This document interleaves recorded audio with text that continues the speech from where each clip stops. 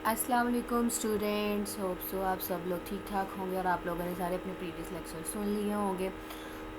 जी बेटा, हम एथिक्स के ऊपर ही बात कर रहे थे। तो ये जो आपका मिड का सारा सिलेबस है ना, जिसमें आपके आ रहे हैं, कभी प्रोफेशनल एथिक्स आ रहे हैं, कभी लीगल एथिक्स आ रहे हैं, कभी कंप्यूटर के एथिक्स आ रहे हैं। तो अब ये डिफरेंट एथिक्स आगे मूव होते जाएंगे कि हर किसी, जैसे IEEE के स्टैंडर्ड्स है उसके अकॉर्डिंग क्या उन्होंने एथिक्स बनाए हैं। स्टैंडर्ड्स डिफरेंट ऑर्गेनाइजेशन जो है ना प्रोफेशनल के एथिक्स बनाते हैं रिस्पॉन्सिबिलिटीज़ के अकॉर्डिंग उनके। लेक्चर नंबर ये 3 है। उस तरह ये 3 नहीं है, लेकिन आपकी जो मिड वाली स्लाइड शेयर की हुई हैं उसमें लेक्चर नंबर 3 है, प्रोफेशनल एथिक्स एंड रिस्पॉन्सिबिलिटीज़।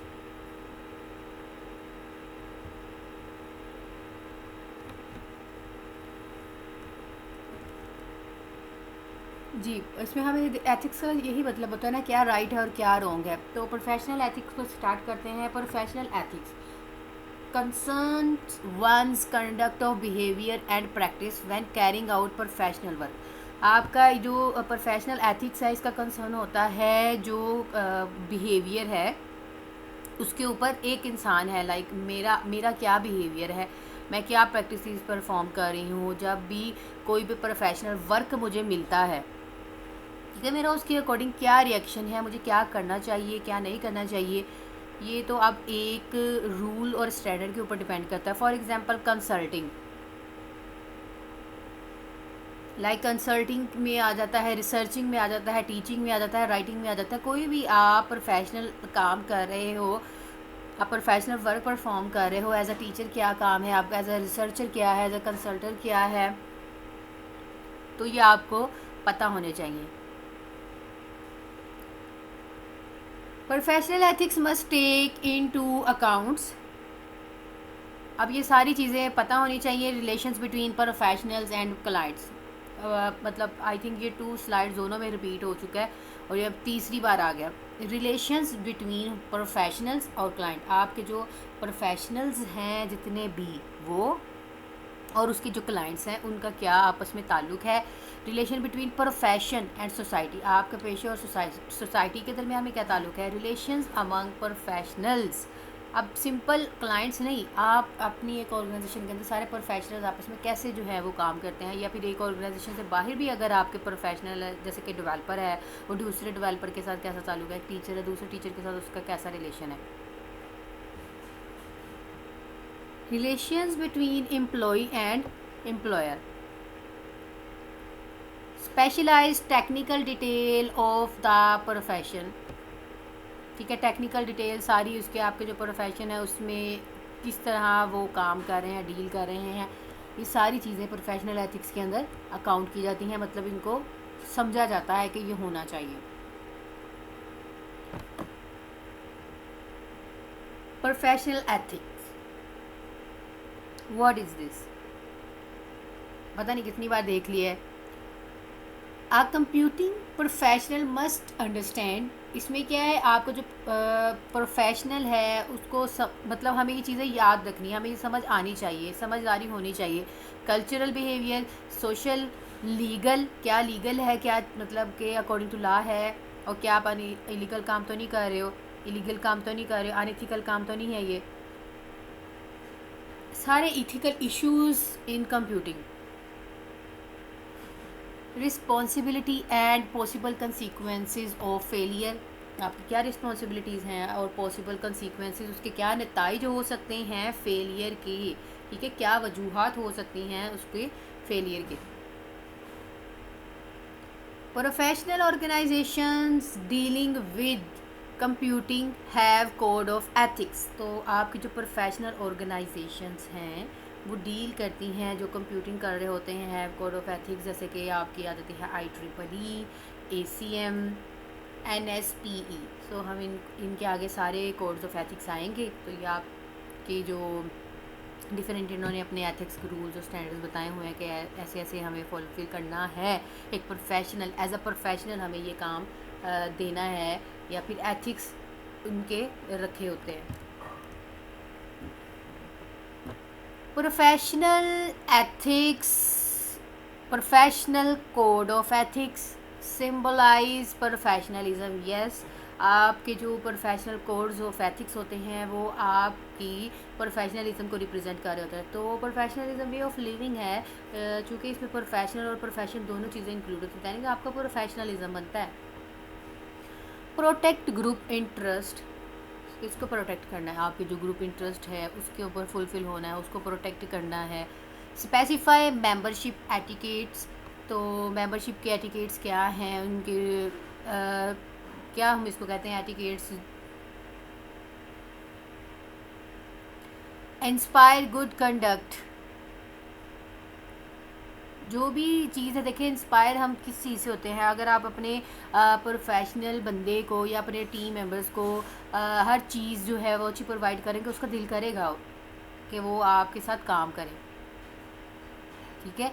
तो वो इंस्पायर होगा, हाँ भाई ये गुड कंडक्ट हो रहा है, मुझे अच्छा डीलिंग मिल रही है यहाँ पे, सारा कुछ अच्छा है। एजुकेट एंड डिसिप्लिन मेंबर्स, तो आपने ये भी काम करना है कि एजुकेशन और डिसिप्लिन मेंबर्स भी सिखाने हैं। जैसे कि आप लोग स्टूडेंट्स हैं तो यहाँ पे आपको हर चीज़ पता है कि क्या आप लोगों को रूल्स फॉलो करने हैं क्या नहीं करने, लेकिन आपने तो करने ही नहीं है ना, स्टूडेंट्स तो करते ही नहीं है।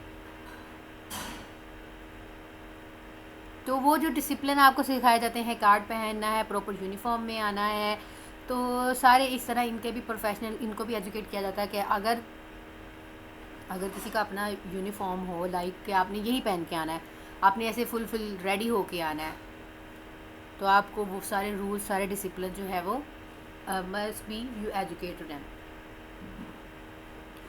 फॉस्टर एक्सटर्नल रिलेशंस, ना सिर्फ ये आपके इंटरनल रिलेशन होने चाहिए, बल्कि इनको ये भी सिखाया जाए कि कल हमें अपने क्लाइंट्स के साथ भी रिलेशंस जो हैं वो बनाने पड़ जाते हैं। तो हर चीज़ के कोड्स ऑफ एथिक्स बताए गए हैं, उसके मतलब उसके जो डिफरेंट असूल होते हैं, उसमें जो आइडियल्स लाइक कुछ स्मूथ होते हैं और कुछ जो है ना उसमें चेंज वगैरह जो है हम अप्लाई कर देते हैं हम। उसके बाद आपकी जो गाइडलाइंस देते हैं, हम कोडिफाई राइट्स करते हैं, ठीक है। हम हर किसी के जो राइट्स हैं, रूल्स हैं, एथिक्स हैं, उसको प्रॉपर होने चाहिए।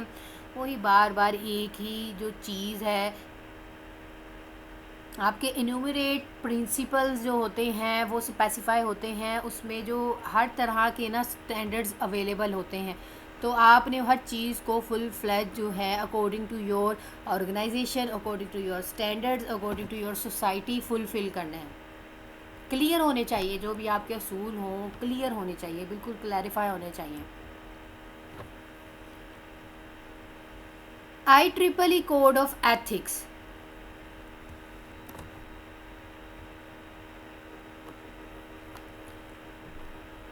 in recognition of importance of our technology in affecting the quality of life, we commit ourselves to conduct of the highest ethical and professional manner and agree to। तो जब आप IEEE के code of ethics को देखते हैं तो वो इसकी इम्पोर्टेंस जो है ना वो ट्रिपल जो है उसके अकॉर्डिंग बता रहा होता है कि हमारी जो टेक्नोलॉजी है वो किस चीज़ के ऊपर अफेक्ट होती है, उसकी क्या क्वालिटी ऑफ लाइफ होनी चाहिए और हमें क्या कमिट करना है अपने आप में, जो भी हम कंडक्ट करें अपने हाईएस्ट और प्रोफेशनल एथिकल मैनर्स के अंदर रह के हम किस चीज़ को एग्री करते हैं। तो वो ये सारी चीज़ें आगे पॉइंट्स हैं, 2 पॉइंट्स हैं, हमें इसको फुलफ़िल करना है। Accept responsibility in making decision, हमें अपनी जो रिस्पॉन्सिबिलिटी है उसको एक्सेप्ट करना है और उसके अकॉर्डिंग हमें डिसीजन बनाने हैं, मतलब डिसीजन करने हैं, फ़ैसले करने हैं। कंसिस्टेंस विद सेफ्टी, और ये जो भी सारा काम करेंगे वो सेफ्टी हमें पता है कि डिपेंड होना चाहिए। एथिकल में अगर आप कोई पैसों की ट्रांजैक्शन का काम कर रहे हो या कुछ भी ऐसा काम कर रहे हो तो हमें पता है कि वो उसमें सेफ्टी बहुत ज़्यादा रिक्वायर्ड है। तो हर चीज़ को फुलफ़िल किया गया कि एक इंसान को प्योरिटी दी जाए, सिक्योरिटी दी जाए, तो ये IEEE के कोड ऑफ एथिक्स कहते हैं।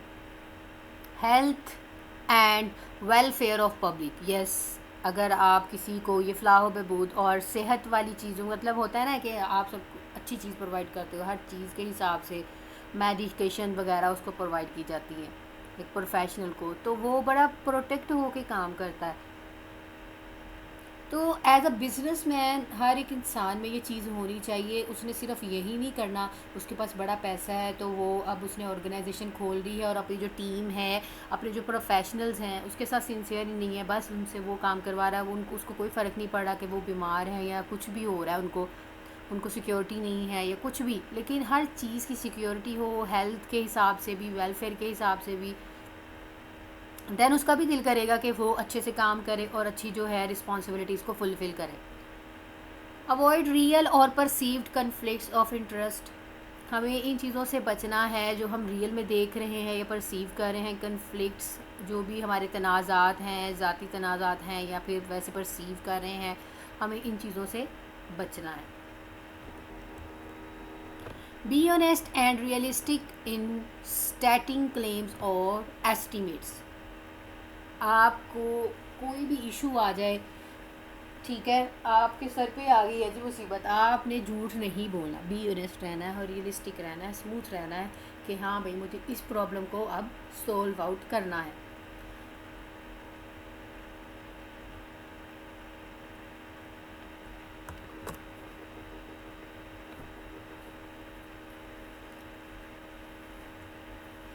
ओके, इसके बाद पॉइंट आता है reject bribery in all forms.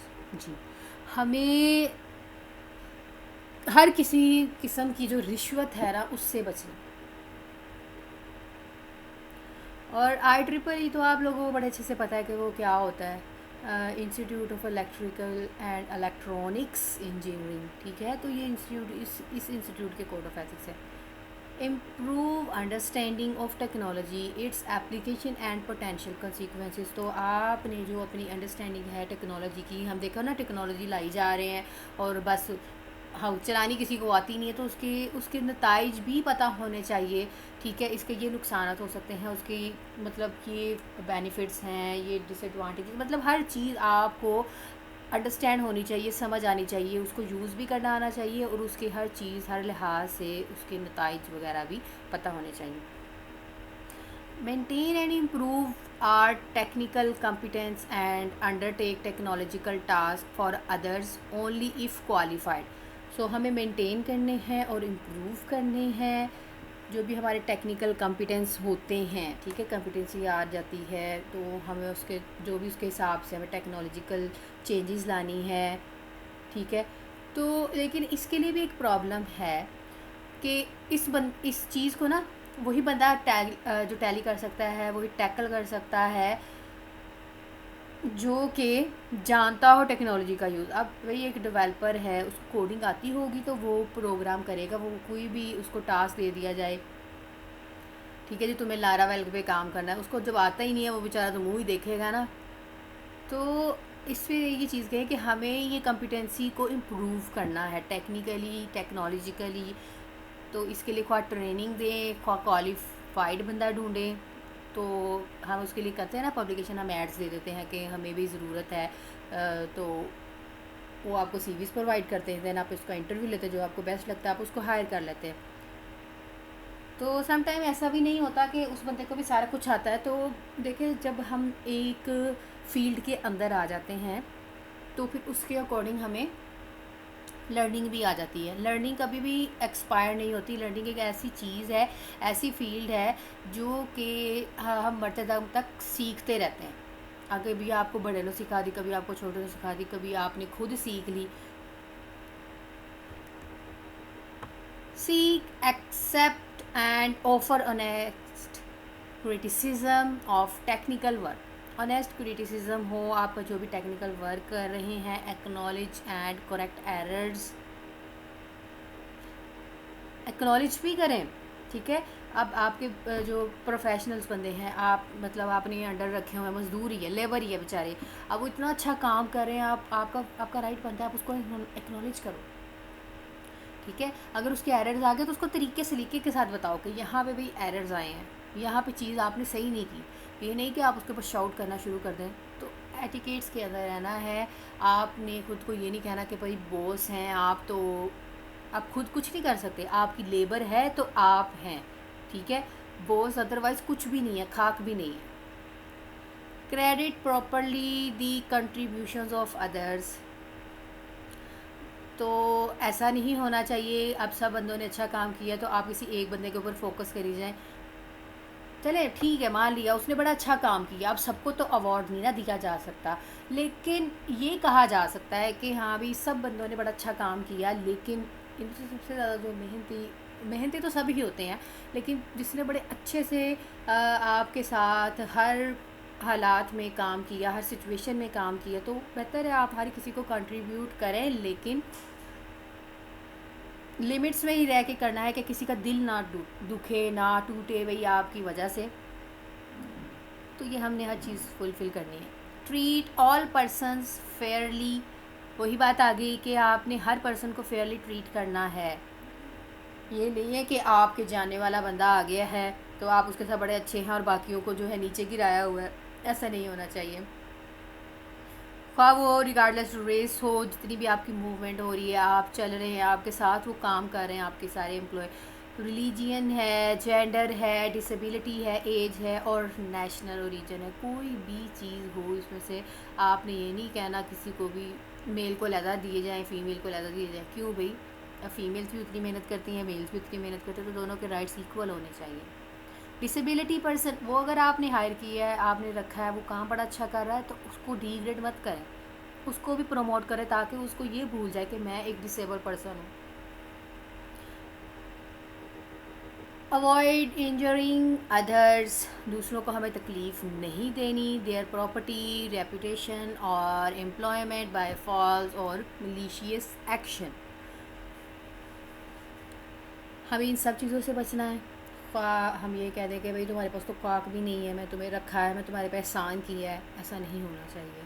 हमें कोई भी मलिशियस एक्शन परफॉर्म नहीं करना, आपको राइट ही नहीं दिया, आपको तो अल्लाह ने राइट नहीं दिया, तो आप एज अ प्रोफेशनल फील्ड के अंदर आके ये कैसे काम कर सकते हैं। तो हमें इन चीज़ों से अवॉइड करना है। Assist colleagues and co workers in their professional development and to support them in following this code of ethics, अपने सारे कोलीग्स को असिस्ट करें, को वर्कर्स हों, कोलीग्स हों, आप भी अगर प्रोफेशनल डेवलपमेंट के अंदर आगे हैं तो उनको हर लिहाज से सपोर्ट करें। अगर उनको फाइनेंशियल प्रॉब्लम आ जाती है, अगर वो आपसे रिक्वेस्ट करते हैं तो ऐसे नहीं होना चाहिए कि आप कहें कि तुम तो भाई मेरे बहुत ही, तुम तो लेबर हो, तुम्हें मैं कहाँ से तुम कहाँ से दोगे, तुम अगर मर जाते हो या तुम्हें कुछ हो जाता है तो तुम मेरे पैसे कहाँ से वापस करोगे।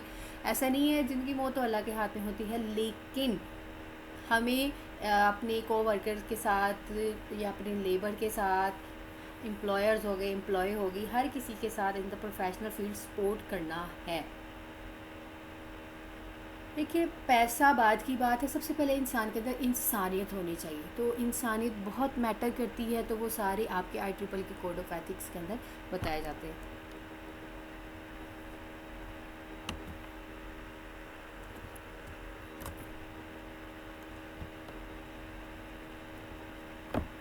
ओके, अब आते हैं computer ethics. Computer ethics defined as the application of classical ethical principle to use of computer technology. तो आपके जो कंप्यूटर के एथिक्स हैं वो क्या डिफ़ाइन करते हैं, जो भी आपकी एप्लीकेशन है एथिकल प्रिंसिपल्स के अकॉर्डिंग आपने जो एक अपने सारे असूल बनाए हैं कि उसको कंप्यूटर की टेक्नोलॉजी में कैसे यूज़ करना है। Ethical problems related to computers are not unique। तो जो हमारी एथिकल प्रॉब्लम है ना, एक्चुअली हर कंप्यूटर में यूनिक नहीं हो सकती, हर किसी की डिफरेंट हो सकती हैं, किसी को कोई प्रॉब्लम फेस हो रही है तो किसी को कोई हो रही है, but they tend to occur on a much larger scale and scope. तो अब इसको जैसे स्कोप हो गया, अब इनको बारी बारी हम देख लेते हैं। स्कोप में क्या देखेंगे हम, communications network bring the word together. तो हमारा एक्चुअली क्या स्कोप होना चाहिए, अब अगर आपको कोई प्रॉब्लम करोगे, आपको उसका सोल्यूशन नहीं मिल रहा, तो हम लार्जर स्केल के ऊपर जाके हम एक दूसरे के साथ कम्युनिकेशन नेटवर्क की फॉर्म में एक अपनी दूसरे की प्रॉब्लम को सॉल्व आउट करना चाहिए, वैसे कर सकते हैं और करना भी चाहिए। कम्युनिकेशन नेटवर्क्स करें, ब्रिंग करें, पूरी ओवरऑल दे, आप एक दूसरे के साथ कनेक्ट हों, जुड़ें, जो भी आपको लगता है कि ये एथिकल प्रॉब्लम आई है तो इसका क्या सोल्यूशन है। हर किसी की डिफरेंट आपके पास ओपिनियन आएगी, आपको जो बेहतर लगेगा आप उसके अकॉर्डिंग काम कर लेंगे।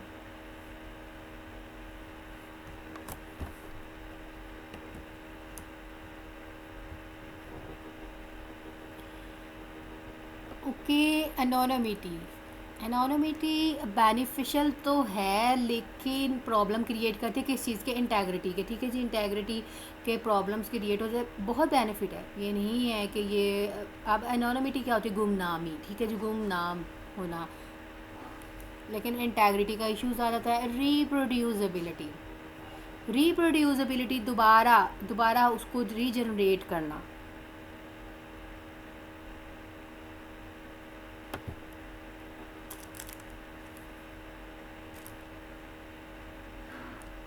तो एथिकल प्रॉब्लम जो हैं आपकी यूनिक तो नहीं होती, लेकिन अगर हो जाती हैं तो लार्ज स्केल के ऊपर उसका स्कोप, ये सारी चीज़ें उसके अंदर इन्वॉल्व होती हैं। एस्पेक्ट्स ऑफ कंप्यूटर एथिक्स, क्या इसकी रुजू हो सकता है, क्या इसकी तरफ जो है हम डायरेक्शंस क्रिएट कर सकते हैं अपने कंप्यूटर एथिक्स की तरफ। Analysis of the nature of problem related to the social impact of computer. हम यहाँ पे क्या करते हैं, एनालिसिस करते हैं आपके नेचर ऑफ प्रॉब्लम्स को, आपकी जो सोशल इम्पैक्ट है उसके अकॉर्डिंग टू, क्योंकि कंप्यूटर्स के एथिक्स हैं तो कंप्यूटर से रेलिवेंट ही उसकी प्रॉब्लम जो हैं उसकी नेचर को प्योरीफाई किया गया। Formulation and justification of policies needy to manage computer technology. आप उसके लिए जस्टिफाई करें, फार्मूलेट करें जो भी आपकी पॉलिसीज़ आपको ज़रूरत है। अब लेकिन बात वही कि कंप्यूटर के एथिक्स है तो कंप्यूटर की टेक्नोलॉजी से रेलिवेंट उसकी फार्मूलेशन करें, उसकी जस्टिफिकेशन करें।